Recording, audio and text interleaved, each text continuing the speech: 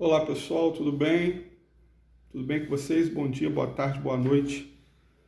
Não sei a que horas que vocês vão me assistir, mas espero que seja no horário da aula, claro, evidentemente.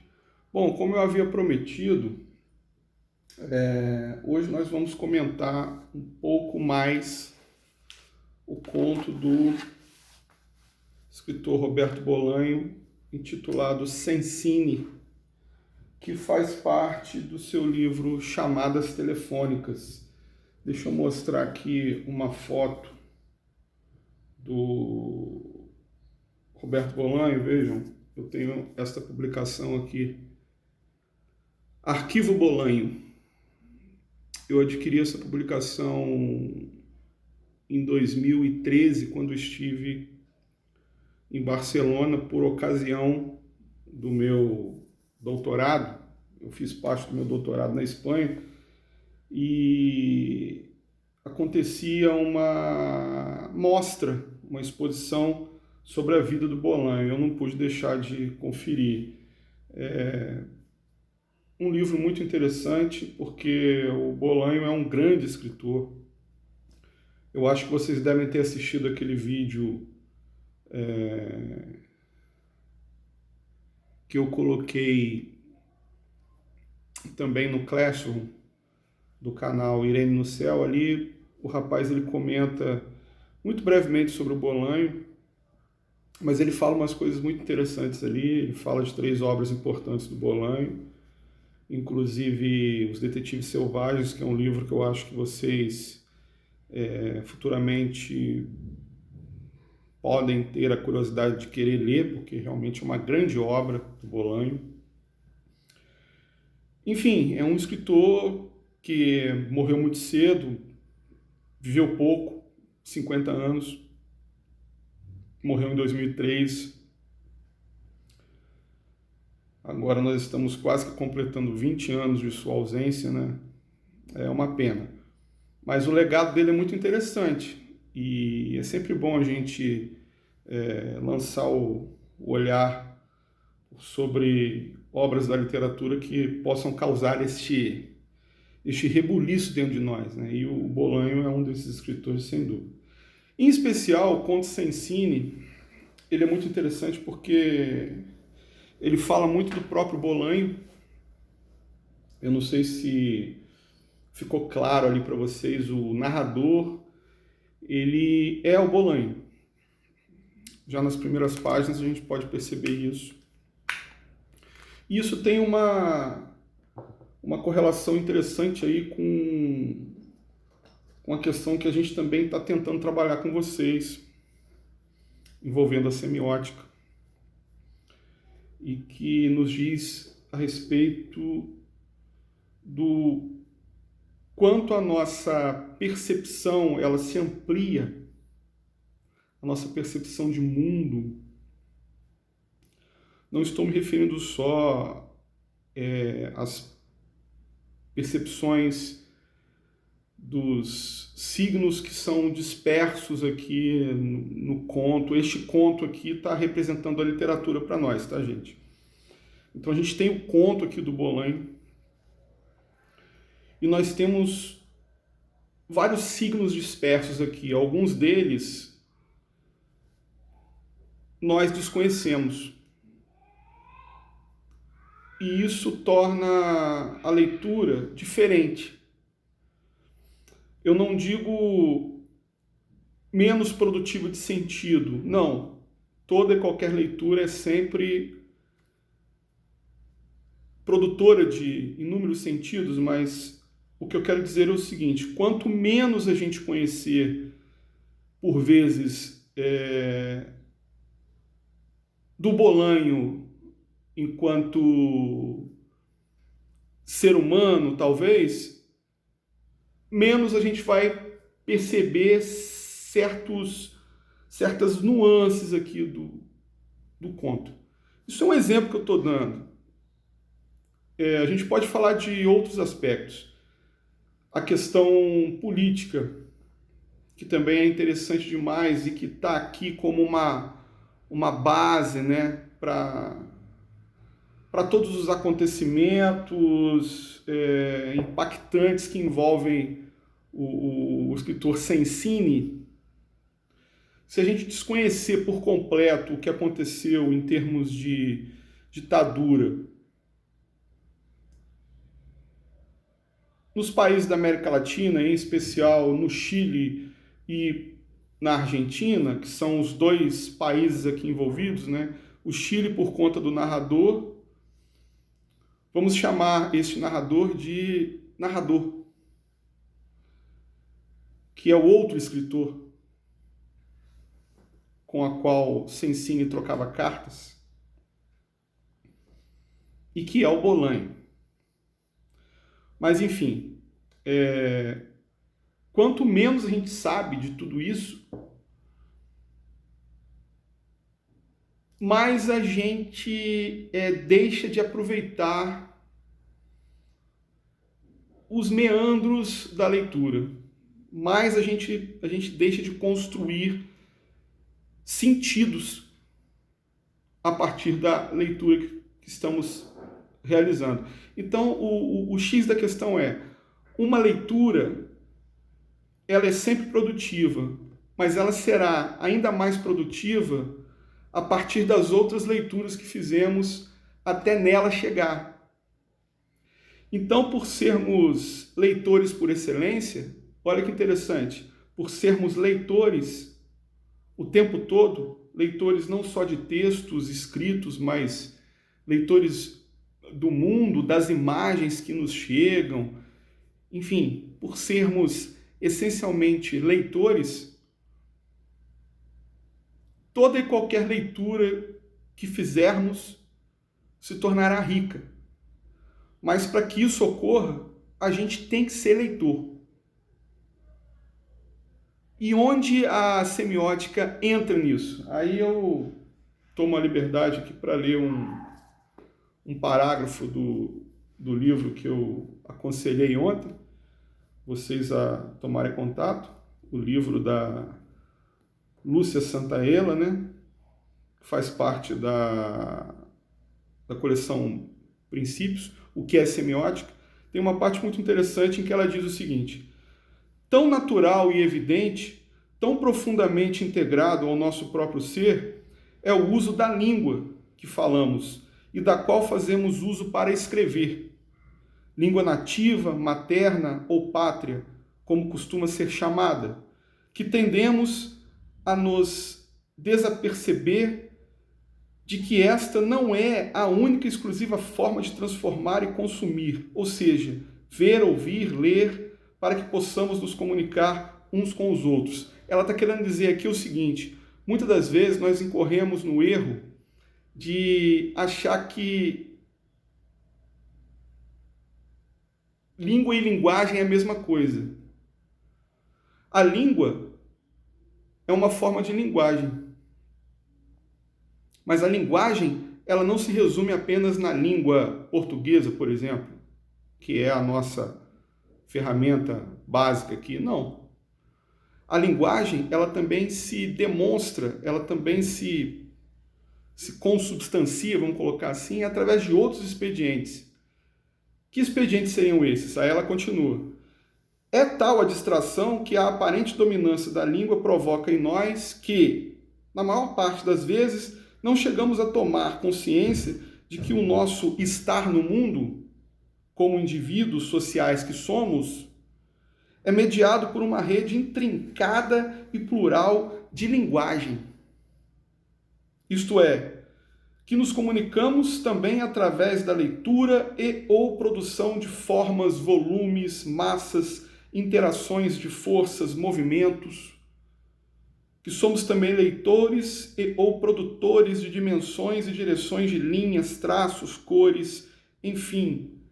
Também nos comunicamos e nos orientamos através de imagens, gráficos, sinais, setas, números, luzes, através de objetos, sons musicais, gestos, expressões, cheiro e tato, através do olhar, do sentir e do apalpar. Somos uma espécie animal tão complexa, quanto são complexas e plurais as linguagens que nos constituem como seres simbólicos, isto é, seres de linguagem. Muito interessante aqui o texto da Lúcia Santaella. Então a gente pode pensar o seguinte: se somos seres de linguagem, aquilo tudo que eu falei anteriormente acerca da literatura, e volto a lembrar, a literatura para nós aqui neste exato momento é o conto Sensine, de Roberto Bolanho. Este conto, ele se tornará mais potente a partir das linguagens que dominarmos, de tudo aquilo que a gente conhecer de signo que é posto aqui dentro. Então, este primeiro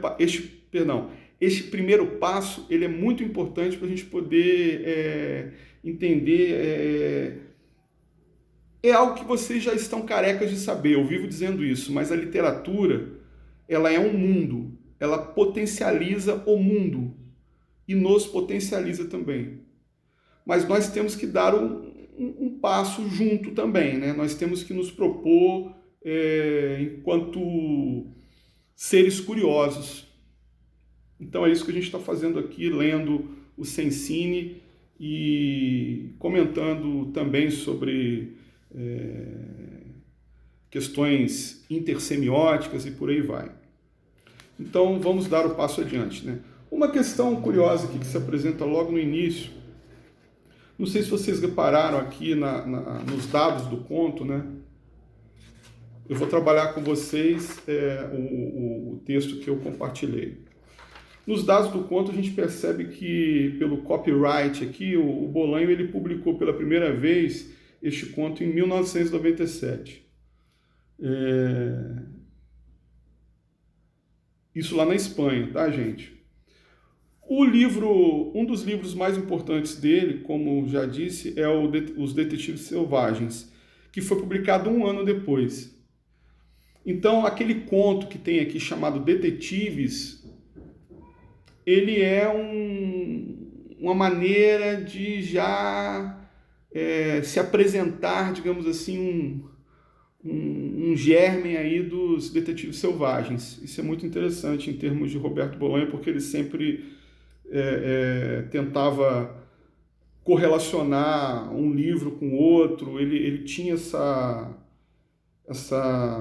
proposta, né? E muito interessante porque a obra dele foi volumosa, então ele pôde brincar à vontade nesse sentido. Aqui no Brasil, o livro foi lançado em 2012, e lembro a vocês que ele morreu em 2003. Né? Então, tempinho depois aí, um tempo legal, né? 9 anos, né? 9 anos. Eu sou assim, eu sou fraquíssimo em matemática, eu tenho que contar nos dedos. Então, assim, olha que interessante, 9 anos depois o livro foi publicado aqui no Brasil. A gente pode pensar que o Brasil ele sempre está um tanto atrasado nesse sentido, né? Uma coisa interessante aí, mas ok. Então, a gente tem aqui, né, no sumário os nomes de todos os contos, e o Sensine ele está aqui abrindo o livro, né? O Sensine ele abre o livro. E é muito interessante a gente pensar nessa abertura, né? Porque o nome do conto é Sensine. Ele é o primeiro, essa coisa do título é importante sempre, e a gente vai verificar isso aqui também no decorrer da exposição. Mas é o primeiro conto, é o conto de abertura, é um conto que fala de literatura. É um conto que trata especificamente de literatura, porque trata de 2 escritores que trocam cartas falando de suas experiências literárias, falando de suas vidas, mas falando da maneira como enxergavam a literatura. E a gente percebe que a visão do Sensine é um tanto amarga em relação a ela, por motivos que vocês já conhecem. Ok. Agora, uma grande questão que se apresenta, né? Por que o nome do conto é Sensine? Por que que ele é o primeiro conto? Eu sempre fico pensando nessas questões aí sobre as escolhas que os escritores eles realizam, né, quando estão organizando formalmente os seus livros e tal. Eu já disse isso para vocês e volto a repetir. Um escritor, quando ele prepara um conto, quando ele prepara um livro, tudo que está ali tem um sentido. Toda palavra que foi colocada ali tem um porquê. A forma como ele organiza o seu livro de contos, ele, Roberto Bolanho, tem um sentido. Está impregnado de algo. Essa brincadeira com a palavra detetive no tocante ao Bolanho é sempre uma questão assim muito legal da gente se lembrar, porque o leitor é um grande detetive. No caso dos detetives selvagens, o romance que eu sempre comento dele, podemos pensar que os grandes detetives selvagens talvez sejamos nós leitores. Ele abre espaço para isso, enquanto interpretação do seu livro. Então, essa ideia de desvendamento, essa ideia de que a palavra ela sempre está oferecendo possibilidades para nós, isso é muito interessante da gente ter sempre como um norte em se tratando de literatura. Bom, então deixa eu começar a comentar aqui algumas questões do conto do Roberto Bolanho, né? Sensini. A primeira frase do conto é bem interessante, porque ele diz assim: a forma como se desenrolou minha amizade com Sensini, sem dúvida, escapa ao costumeiro. Então, o que ele está querendo dizer para nós aqui? Ele está querendo chamar a nossa atenção. O tópico frasal, essa primeira frase é o tópico frasal, né? Então, assim, logo de cara, a gente já tem uma espécie de apresentação convidativa. A pergunta que a gente se faz: por que essa amizade entre ele e o Sensini fugiu ao costumeiro? Por quê? Vamos descobrir. Logo em seguida ele diz assim: trabalho de vigia noturno ele fala assim: morava nos arredores de Girona, numa casa em ruínas que minha irmã e meu cunhado tinham me deixado depois de irem para o México, e acabava de perder um trabalho de vigia noturno num camping de Barcelona. Então aqui, eis a questão. Aqui, para quem conhece minimamente o escritor Roberto Bolanho, a sua história de vida, já sabe que essa informação ela agrega um valor. Que valor é esse? O escritor aqui em questão seria um alter ego do próprio Bolanho. Essa informação, que pode parecer uma informação pequena, mas ela contém muita coisa. Porque quando a gente dá de cara com ela, a gente pode pensar assim: poxa, tem muito de memorialístico aqui neste conto. Por que o Bolanho vai querer se colocar aqui como um possível personagem do conto que ele próprio escreveu? O que ele está querendo mostrar com isso? Só que, poxa, esse tipo de pensamento, de reflexão, só vem para os leitores que conhecem a priori a vida do Bolanho, sabendo dessa informação aqui. Trabalho de vigia noturno num camping de Barcelona. O Bolanho já fez isso. E detalhe, não há nota de rodapé mencionando isso. Ou seja, o leitor ele tem que ser um detetive mesmo. Então, é nesse sentido que eu estou querendo chegar até vocês também. Olha como que a leitura ela se transforma a partir dos elementos desconhecidos que estão aqui nela e que a partir do momento que passamos a conhecê-los, a leitura ganha sobe alguns degraus. Essa é a grande verdade. Vamos lá. Quase não tinha amigos e a única coisa que fazia era escrever e dar longos passeios que começavam às 7 da noite, depois de acordar, momento em que meu corpo experimentava uma coisa parecida com jet lag, uma sensação de estar e não estar, de distância com respeito ao que me rodeava, de indefinida fragilidade. O que é jet lag? Jet lag é quando você viaja para um outro país e lá tem um fuso horário diferente, aí você fica meio perdido no tempo. Então, o que ele está colocando aqui é interessante, é como se ele, escritor, o narrador aqui, vamos chamar, o narrador. A gente já sabe que esse narrador, ele está muito próximo do Bolanho. A gente não pode dizer também, olha só que interessante, eu não posso afirmar categoricamente que esse narrador é o Bolanho.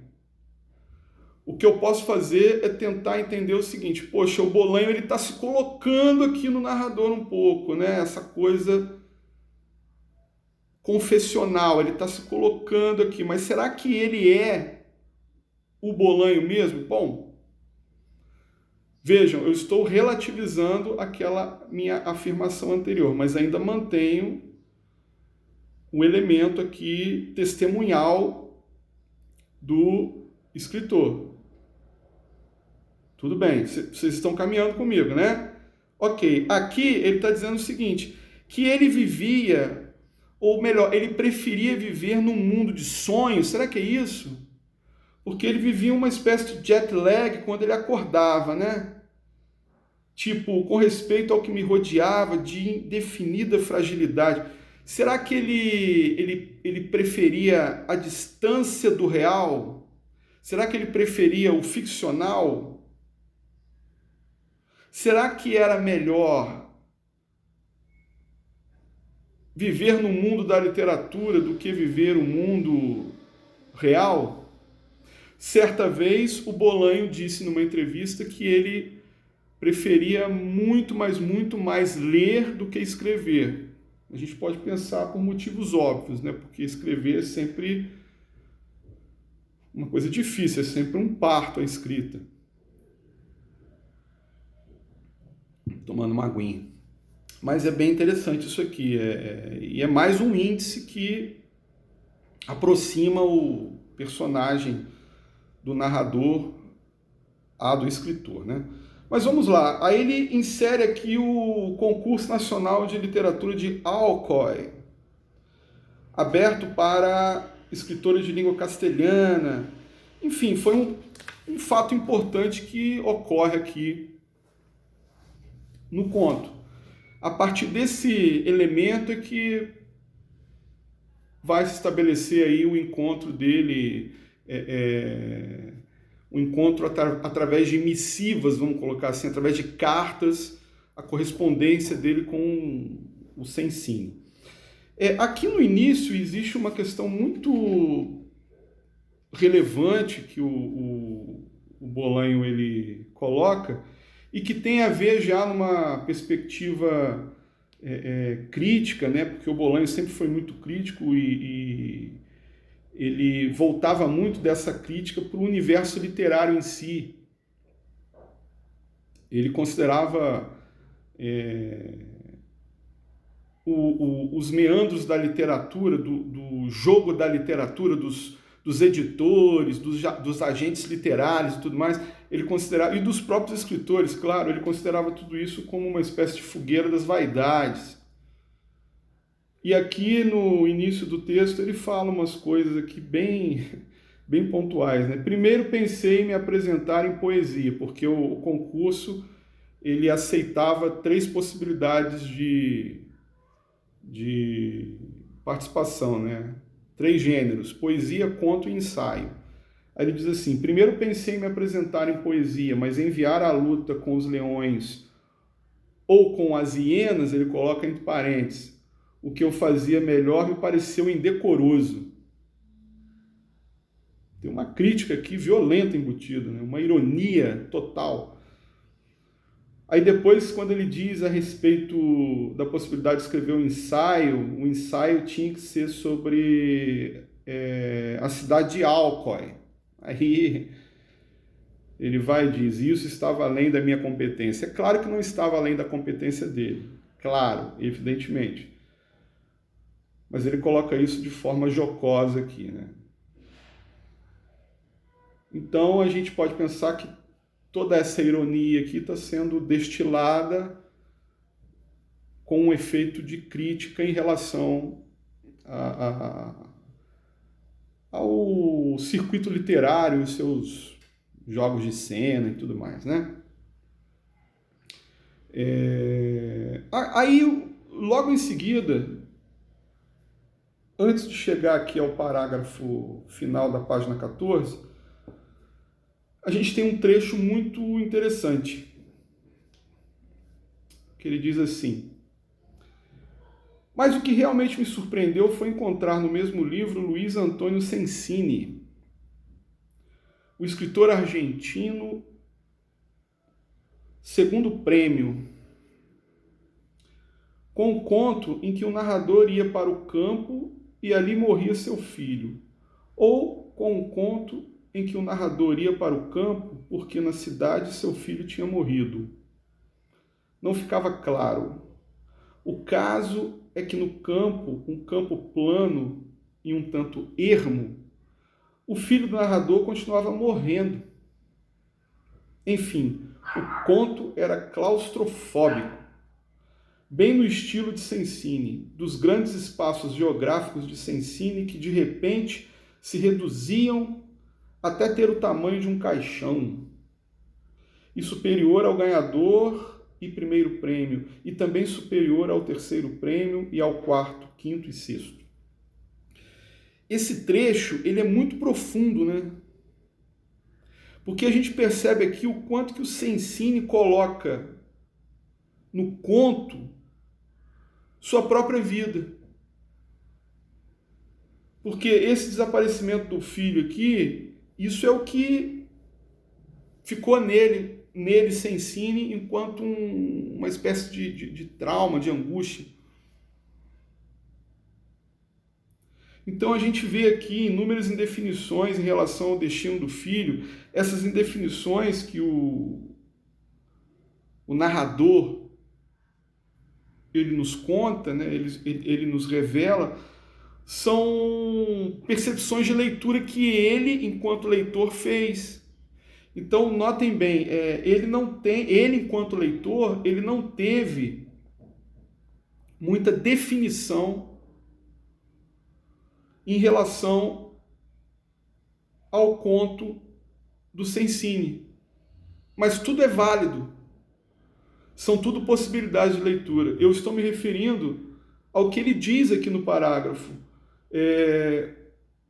Um conto em que o narrador ia para o campo e ali morria seu filho. Ou com um conto em que o narrador ia para o campo porque na cidade seu filho tinha morrido. Não ficava claro. O caso é que no campo, um campo plano e um tanto ermo, o filho do narrador continuava morrendo. Olha que interessante. Aqui a perspectiva que se apresenta é a do narrador enquanto leitor e ele nos oferecendo suas interpretações de leitura, mas não importa qual é a correta, qual é a certa, talvez não exista uma correta ou uma certa. O que existe são interpretações. Muito interessante isso.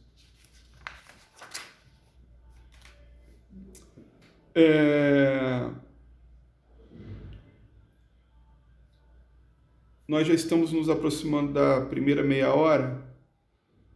Eu acho que vou dar um tempo aqui, então vou fechar o vídeo para a gente poder continuar em seguida. Tudo bem? Então vamos lá, pessoal.